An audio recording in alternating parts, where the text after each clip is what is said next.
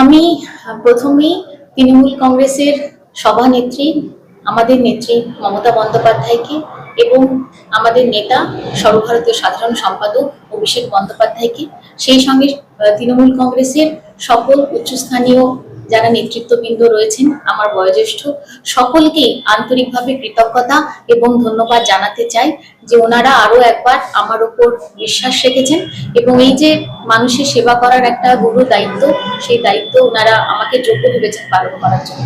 ওনাদেরকে অনেক অনেক ধন্যবাদ জানাই। দেখুন, উপনির্বাচন তো কয়েক মাস আগেই হলো, তো আমি মাঝখানে কয়েকটা মাস পেয়েছিলাম কাজ করার জন্য। আমি যখন উপনির্বাচনে দাঁড়িয়েছিলাম তখনই আমি কালীগঞ্জের মানুষজনকে একটা কথাই বলেছিলাম যে আমার বাবা যেহেতু বিধায়ক থাকাকালীন তিনি চলে যান আমাদেরকে ছেড়ে, তো তার যে অসম্পূর্ণ কাজগুলো ছিল এবং স্বপ্নগুলো ছিল সেই কাজগুলো আমি সম্পূর্ণ করব। তো বাবার যে অসম্পূর্ণ কাজগুলো ছিল সেগুলো একে একে আমি সমস্ত স্কিমগুলো, সেগুলো বিভিন্ন স্কুলকে ঘিরে হোক বা রাস্তা বলুন, লাইট বলুন, যে কাজগুলোই ছিল বাকি, বাস স্ট্যান্ড বলুন বা বাউন্ডারি ওয়াল বলুন স্কুলগুলোর, সেই কাজগুলো বা স্মার্ট ক্লাসরুম বলুন, সেই কাজগুলো আমি সম্পূর্ণ করতে পেরেছি। একটা বড় কাজ যেটা বাবা খুব চেয়েছিলেন এবং শেষের দিকে উনি সেই প্রজেক্টে হাতও দিয়েছিলেন, যে কালীগঞ্জের বুকে একটা ইংলিশ মিডিয়াম স্কুল। তো আমার এই বিষয়ে আমি অত্যন্ত কৃতজ্ঞ এবং আপ্লুত কালীগঞ্জবাসীর সঙ্গে এটা আমি ভাগ করে নিতে পেরে, যে ইংলিশ মিডিয়ামের স্কুলের স্বপ্ন আমরা সকলে মিলেই দেখেছিলাম। সেই স্কুলের যে কাজ সেটা শুরু করাতে আমি পেরেছি এবং কাজ চলছে। এটা অত্যন্ত গর্বের বিষয়। একটা এলাকার ডেভেলপমেন্টের তো কোনো শেষ থাকে না। আমি এই 8টা মাস মাঝখানে যে কটা মাসের সময় পেয়েছিলাম বিভিন্ন জায়গায় ঘুরে কোথায় কোথায় কি সমস্যা রয়েছে, সেটা স্বাস্থ্য ক্ষেত্রেই হোক, স্কুলের ক্ষেত্রেই হোক বা গ্রামের ডেভেলপমেন্টের ক্ষেত্রেই হোক, সমস্ত রকম ক্ষেত্রে কি কি অসুবিধাগুলো রয়েছে সেগুলো জানার চেষ্টা করেছি এবং সেগুলো সুসম্পন্ন করার জন্য সেই যে খামতিগুলো রয়েছে সেগুলোর কাজ শুরু করেছি। অনেকটা কাজ হয়েওছে, কিছু কাজ বাকি রয়েছে। আগামী দিনে সেই কাজগুলো যাতে সম্পন্ন হয় তার জন্য আমি কালীগঞ্জের বাসীর কাছে দোয়া এবং আশীর্বাদ প্রার্থনা করি। তারা যেন আশীর্বাদ করুন যে আমি আপনাদের সেবা করার জন্য সুযোগটা আরেকবার পাই। আপনি যে ঘটনার উল্লেখ করছেন সেটা অত্যন্ত মর্মান্তিক একটা দুঃখজনক ঘটনা এবং একটা বিচ্ছিন্ন ঘটনা। সেটা নিয়ে আমরা সকলেই মর্মাহত হয়েছিলাম এবং প্রশাসনের মতো কাজ করছে। কিন্তু কোথাও না কোথাও আমরা আবার দেখলাম যে একটা দল থেকে, সেই পরিবার থেকে প্রার্থী করা হলো।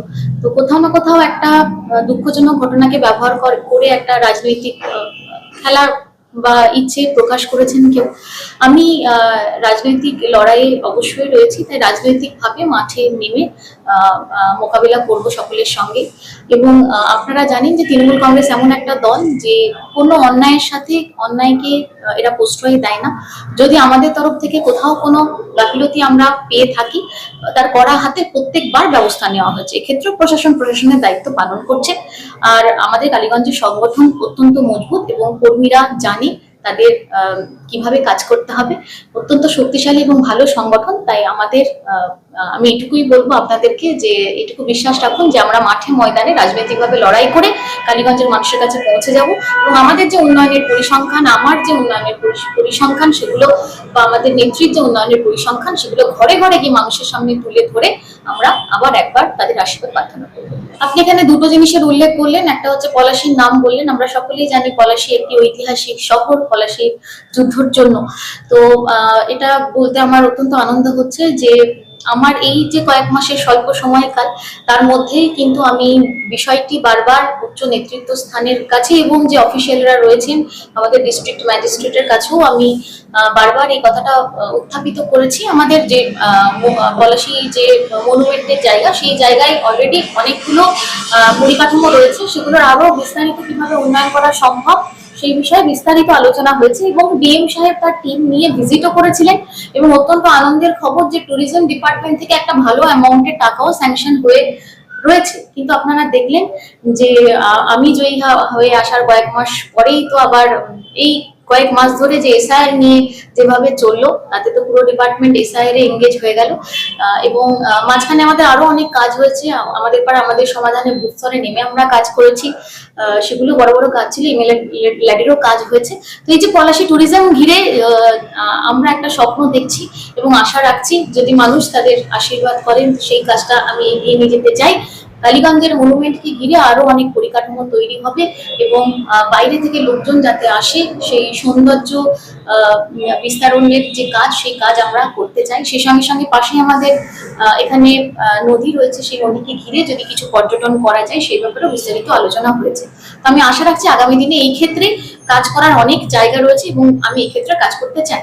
সুগার মিল নিয়ে আপনি যে কথাটা বললেন, সুগার মিলটি একটি প্রাইভেট এরিয়া, কিন্তু এই সুগার মিলটি যার হাতে রয়েছে সুনীল খেতান, তার সাথেও একটা প্রাথমিকভাবে একটা আমি আলোচনা করেছি।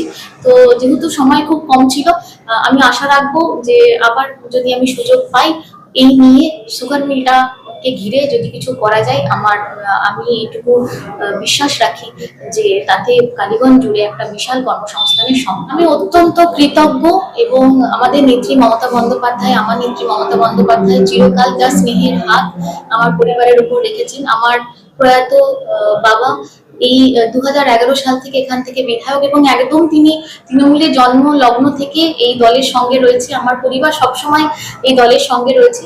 আমি অন্তর থেকে কৃতজ্ঞ এই দল আমাদের জন্য যা করেছে, কালীগঞ্জের এবং পশ্চিমবঙ্গের জন্য যা করছে, আমাদের নেত্রী যা করেছে। আমাকে আরো একবার সুযোগ দেওয়ার জন্য আমি নেত্রীকে প্রণাম জানাই এবং সবসময় তার আশীর্বাদের হাত যেন আমার মাথায় থাকে, আমি এই কামনাই করি। অনেক অনেক কৃতজ্ঞতা জানাতে চাই ওনাকে।